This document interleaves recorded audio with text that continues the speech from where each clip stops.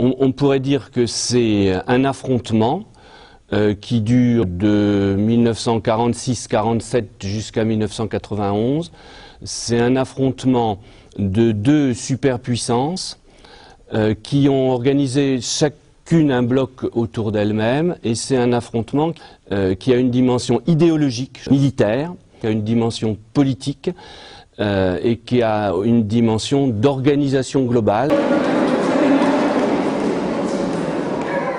Dès les grandes conférences de la fin de la Seconde Guerre mondiale, Potsdam, Yalta, on sait, d'un point de vue idéologique, que les deux grands vainqueurs, États-Unis et Union soviétique, ne pourront pas s'entendre.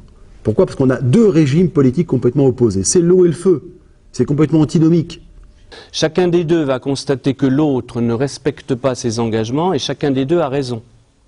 Les soviétiques s'étaient engagés à ce qu'il y ait des élections libres dans tous les pays d'Europe de l'Est, et les élections ne sont pas libres. Les Américains s'étaient engagés à ce qu'on casse l'Allemagne, à ce qu'on la détruise, à ce qu'on la démonte, à ce qu'il n'y en ait plus, et ils commencent à la reconstruire.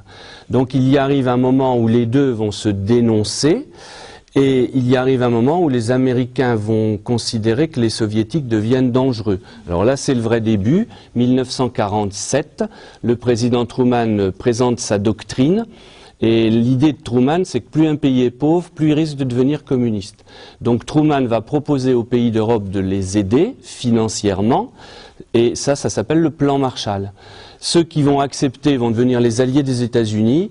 Les Soviétiques vont imposer le refus aux pays qui sont déjà dans leur zone d'influence, et à partir de ce moment-là, il y a une rupture. On a une superpuissance, une autre, et chacune de ces superpuissances a satellisé, soudé autour d'elle un certain nombre de pays avec des liens économiques. Il y a une alliance économique autour des États-Unis, il y en a une autour de l'URSS, qui sont des liens politiques.